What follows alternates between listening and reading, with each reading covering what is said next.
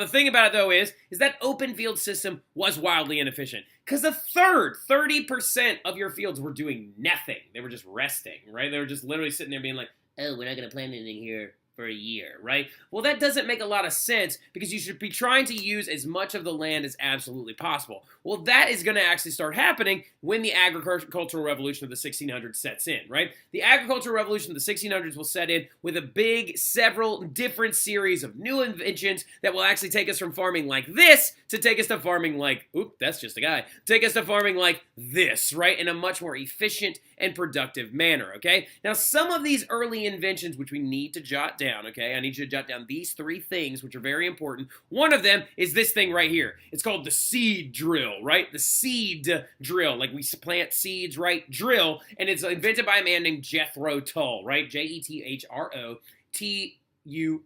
which is also the name of a band from the 1980s and 1970s, which some of your dads might actually know exactly who Jethro Tull is. But Jethro Tull is also an inventor, an English inventor during the late 1600s who's going to develop this device known as the seed drill, right? What it is it actually got rid of an inefficient way of spreading seeds. So in the old way of farming in the open field system, the method used before the seed drill was a method known as casting, right? They would literally have a bag of seeds on their hip, and they would grab a handful of them, and they just throw them, right? Throw them. They cast them out there, right? They're like, ta, ta, ta, ta, ta, ta, ta. And then they would go through and they would prune out the ones that actually look small and weak. Problem with casting is that rain, if it rained immediately after, could like kill some of the seeds. Birds could come and eat a bunch of the seeds. And again, it wasn't very efficient. Whereas the seed drill, on the other hand, instead of requiring tons of people to actually go out there and cast seeds individually, this device could plant entire fields in a day, right? Due to the fact that you would put all the seeds in these little hoppers right here, and then what would happen is you'd have these little like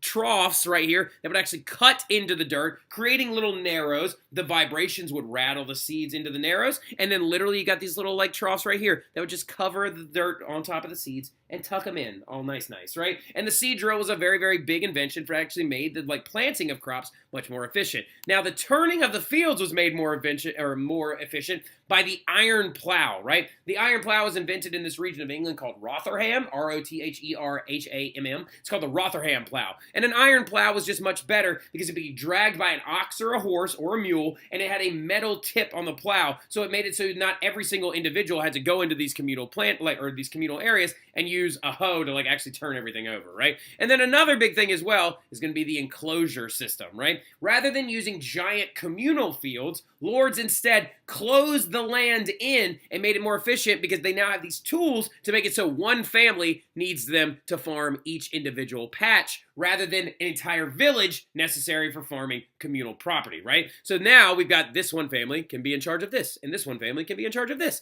and it's going to make everything wildly more efficient, right? So the English are going to bring upon these things in the 1600s, and these developments are going to require a lot less labor on farms, right? So the thing about it is, though, is that many people at this point don't start moving to the city. Some do. Some actually lose their jobs and stuff like that, or let go from their land leases and things like that, and these serfs become peasants and move to villages or to cities to find work. But a lot of them actually start making money at their homes at an hourly rate, right? Now, we'll talk about that here in about 2 seconds because it's called the Industrious Revolution, but a lot of people are going to start using their spare time to make money at an hourly rate. And if you're making money at an hourly rate, that's going to cause a consumer revolution, and people are going to have money in their pockets to go out and buy things, which is really big. Now, another thing that does come along as well to help famine resistance is something that, of course, the Dutch created because they're the best, right? The Dutch are actually going to create this system, and they're also known as the Low Countries at this point, this system known as crop rotation, right? Now, crop rotations is when the landowners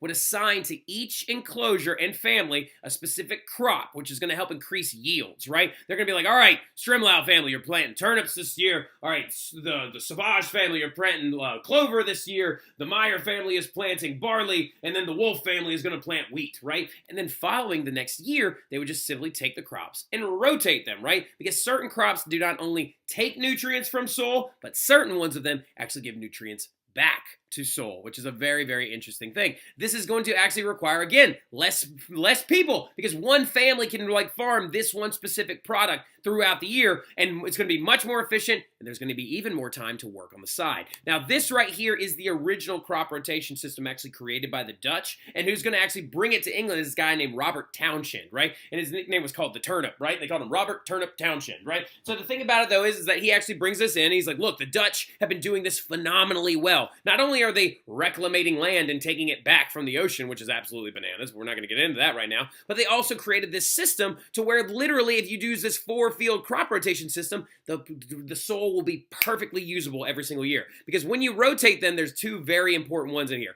Barley and wheat, we know what they're made for. It's used for making beer and also for making bread, right? Mainly for making bread. The turnips right here, though, are really important because they're a winter crop that can actually also keep people alive as a very good food staple. And the other big thing about it is you can't harvest every turnip because they actually bud off of each other, kind of like potatoes do. And the reason why is you can eat the greens, but when they bud off of one another, some of them will be left behind in the soil, will die, and turn into natural compost, right? Clover, on the other hand, was planted not for eating, but for farm animals to eat. It was a pasture crop, right? And what happens when farm animals eat bunches of clover? They poop. And when they poop, that manure actually goes into the soil and creates a more nutritious system, and then we actually have better soil for the turnips. And then we literally keep just rotating them throughout. And these crop rotational systems are going to make better crop yields year to year and require less and less people and make us even more famine resistant, right? But speaking of that, like working on the side thing, right? We got to talk about that side hustle, all right? The side hustle is very important. I have a side hustle. I ref lacrosse games in the area, right?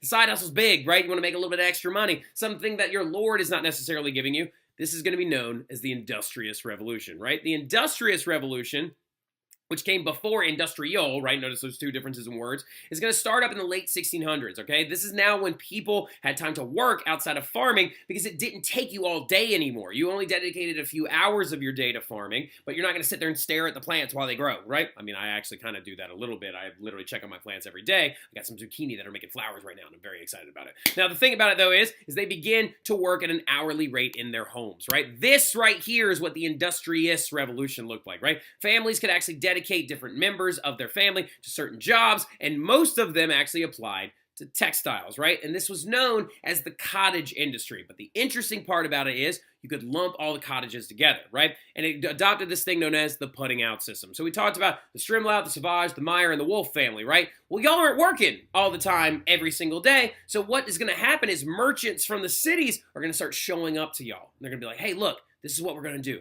The Wolf family, since you're not working all day every day, you're going to be my carders, which means you're going to take these wire combs and you're going to actually separate this cloth and you're going to make it, you're going to like card it out so there's no clumps or knots in it, right? You're going to take that cloth, now carded cloth, over to the Meyer family. And the Meyer family is going to be in charge of spinning it, right? They're going to spin it into threads and into yarns and stuff like that, right? And then we're going to take that over to the Sauvage and the Strimlau family, and their families have these giant looms, and they're going to actually loom it all into cloth, right? The merchant then goes to the last two families, picks up the finished product, goes back to the villages, goes back to the ports, and sells it at a higher price, right? But the interesting thing about this Industrious Revolution is when you lump all those cottages together, it's called the putting out system, right? The putting out system was when it was all made in steps, right? So with this, though, it's not only going to provide more wages for the workers, it's going to also stimulate the economy in Great Britain, and it's going to create a massive textile market, right? A stable textile market. Now, why textiles, right? Like, why is textiles the things that are going to be being made in Great Britain during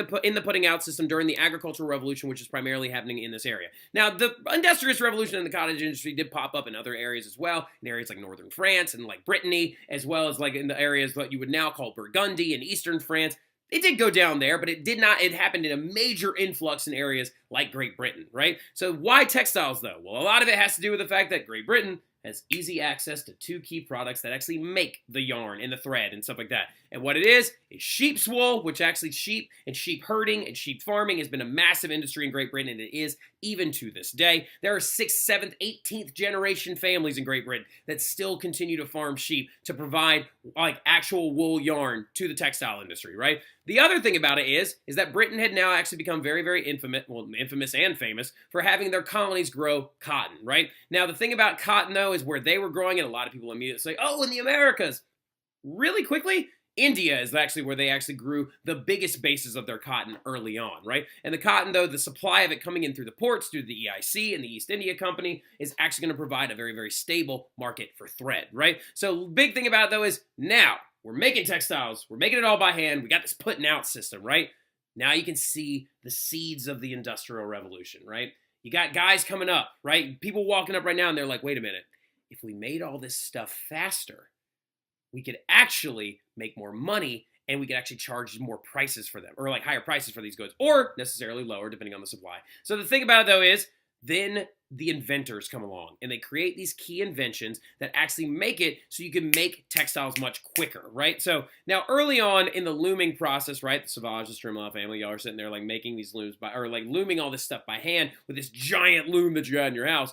Well, what would actually have to happen is like a child would actually take the thread and actually weave it in there one after another and then run back to the other side and do it again and then run back to the other side and do it again, right? So like now, problem is that was going decently fast, but an inventor by the name of John Kay comes along and he invents this thing called the flying shuttle, right? And the flying shuttle is this canoe looking thing right here, but it actually is only about the size of like a small ruler, right? It's only about the size, about 8 inches long, and it's got little wheels on the bottom of it, and it's got thread right here. And instead of having a child go blah, blah, blah, blah, blah, it sits on a little wooden chute, and you would just separate the threads a little bit and go pop, and it would go zip, and it would just like zip down to the other end. You'd switch the threads, pop, zip, like almost like a typewriter top, right? We could just zip it back and forth, which made the cloth much faster. Well, due to that, now that we can make cloth much faster with a flying shuttle, it's going to increase the demand for thread, right? And so the thread's going to need to be made much faster. Now, the problem is that before the Industrial Revolution, you had to use a spinning wheel, and it can make one thread at one time. But then Richard Arkwright comes along and creates the spinning jenny, right? And the spinning jenny actually has a handle on it, and one person can sit there and crank this handle, and what it does is it spins multiple threads all at once. Some could spin 10, some could spin as many as 100, right? Well, then another like inventor named Samuel Crompton comes along and invents this device known as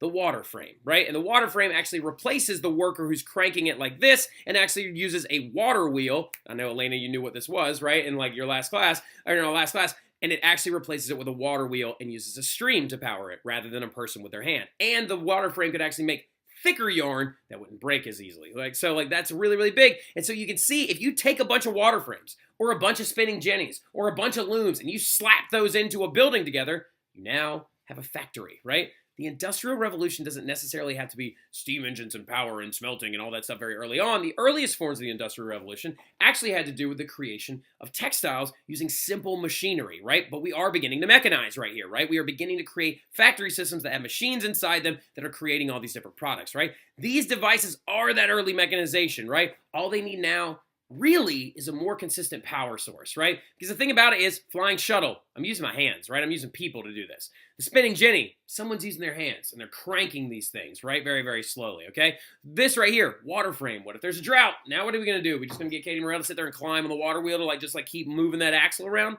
Probably not, right? We need to find a better way and a better power source, right? So the thing about it is that power source is going to be found. But finding the power source did take a little bit of some time, right? Because due to the fact that you had the growth in these different items, right? Like these different items, like these textile items, and also some of the components on these early machines had to be made out of metal. Like as you saw the flying shuttle, the tips of it are made out of metal. These early machines and also the early increases in transportation, the more use of wagons and horses and carts and things like that is going to require more metal components, right? So it increased the need to mine iron, right? Well, the thing about it is when you mine iron, you got to smelt it, right? Smelting is a very, very intrinsic process that some of you might have actually experienced in Minecraft before, right? Taking a piece of raw iron, right? But the problem is that raw iron, because it actually has a very certain melting point and stuff like that, and it's all not just these big lumps like sitting underground.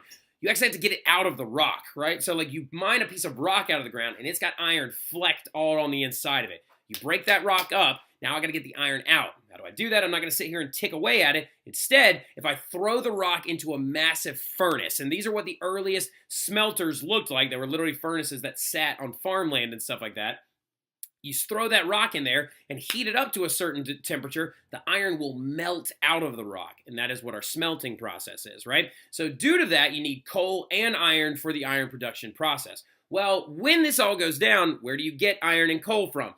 You get them from mines. And just like in New Orleans as well as in England, if you keep digging these mines deeper and deeper and deeper, they're going to begin to fill with water, right? Like you're going to start hitting aquifers or underground rivers or underground streams, and your mines are going to fill with water. How do you get the water out? You bail it out, right? You literally take buckets and you run it out of there. The earliest forms of actually using this, the earliest forms of actually using a bailing out system was a horse stood up on top of the above ground next to a pole, and he would walk around the pole. It would turn a little pulley, and it would send a rope down into the mine with buckets and pull it out. Literally, that's the origin of the phrase horsepower, due to the fact that these devices were created to actually mechanize the pulling of water out of mines, right?